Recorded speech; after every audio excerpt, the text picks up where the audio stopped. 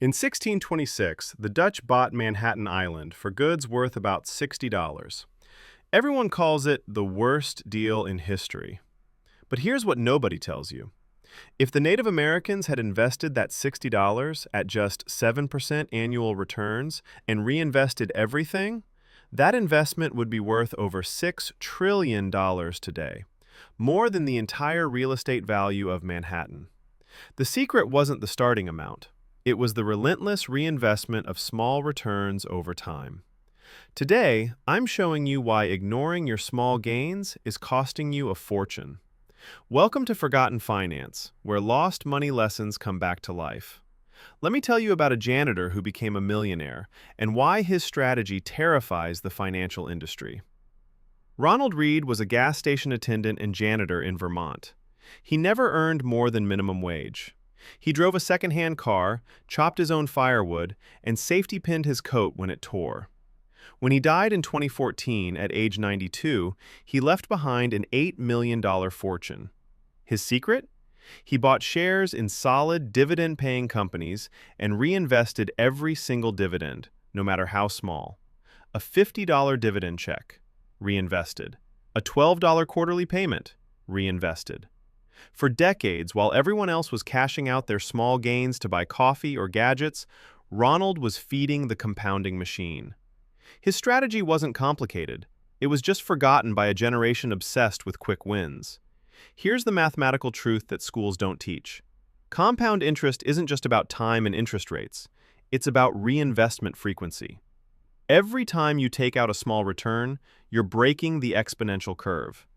Let me show you the difference.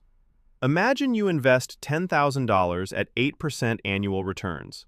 After 30 years with no reinvestment, you'd have made $24,000 in simple interest.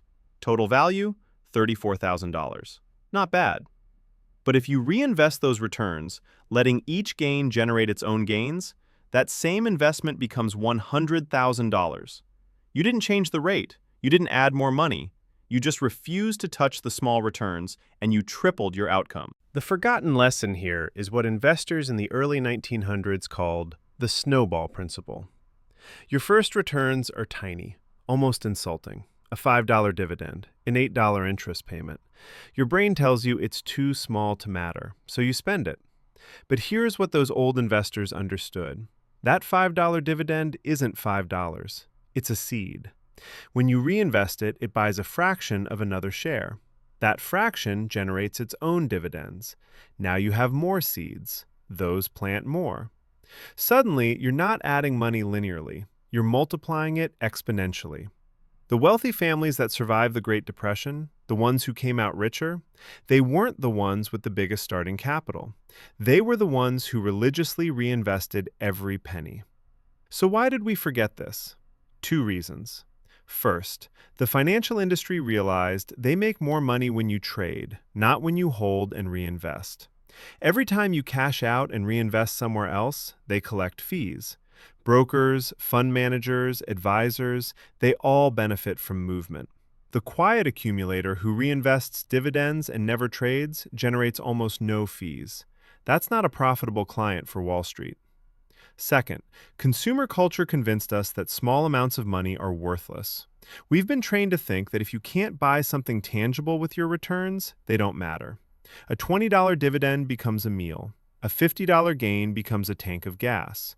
We forgot that small money, when reinvested, becomes the foundation of large money. Let me give you a real strategy you can implement today. It's called the fractional reinvestment system, and it's how working-class investors built wealth before mutual funds existed. Here's how it works. Set up automatic dividend reinvestment on every investment you own. Most brokerages offer this for free. Every dividend, no matter how small, automatically buys more shares, including fractional shares. You never see the money. It never hits your bank account. It just multiplies. Then, take it one step further. Any interest from savings accounts, any cash back from credit cards, any small windfalls, funnel them directly into your investment account. Not next month, not when it adds up to a real amount, immediately. Treat small returns like compound interest rocket fuel, because that's exactly what they are. But here's the psychological trap that destroys most people. We're wired to seek immediate gratification. A $15 dividend feels meaningless when reinvested, but it feels like a free lunch if you spend it. Your brain rewards the instant pleasure. What your brain doesn't do is calculate that $15, reinvested for 30 years at 8%, becomes $150. Multiply that across hundreds of small returns, and you're looking at tens of thousands of dollars you'll never see because you wanted a pizza. The forgotten investors, the ones who became quietly wealthy, they rewired this instinct. They celebrated reinvestment like others celebrated spending. They found satisfaction in watching their share count increase, even by fractions. They kept spreadsheets showing total shares owned, not total cash value. The number going up became the reward. There's a reason Warren Buffett, one of the richest people on earth, still lives in the house he bought in 1958. It's not because he's cheap. It's because he understands something most people have forgotten. Every dollar you don't spend is a soldier in your wealth army. Every small return you reinvest is another soldier. You don't need a massive salary. You don't need insider information. You don't need to time the market. You just need to refuse to interrupt the compounding process. Benjamin Graham, the father of value investing, said it best. The individual investor should act consistently as an investor and not as a speculator. Reinvesting small returns is the ultimate act of being an investor. Ronald Read, the millionaire janitor, never got a big break. He never won the lottery. He never timed a stock perfectly. He just understood that small returns, treated with respect and reinvested relentlessly, become enormous fortunes given enough time. The strategy isn't sexy. It won't make you rich next year, but it will make you wealthy eventually.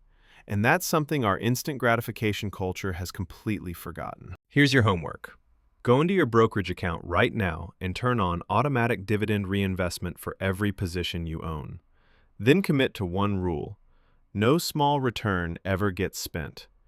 Every dividend, every interest payment, every tiny gain gets reinvested immediately. Do this for 10 years and you'll be wealthier than 90% of people who earn more than you. If this forgotten lesson changed how you think about money, subscribe to this channel because we're resurrecting financial wisdom every single week. Comment below with the smallest return you've ever received and whether you spent it or reinvested it. Be honest. I'll go first. I once cashed out a $3 dividend to buy a coffee. Never again. This is forgotten finance, where lost money lessons come back to life.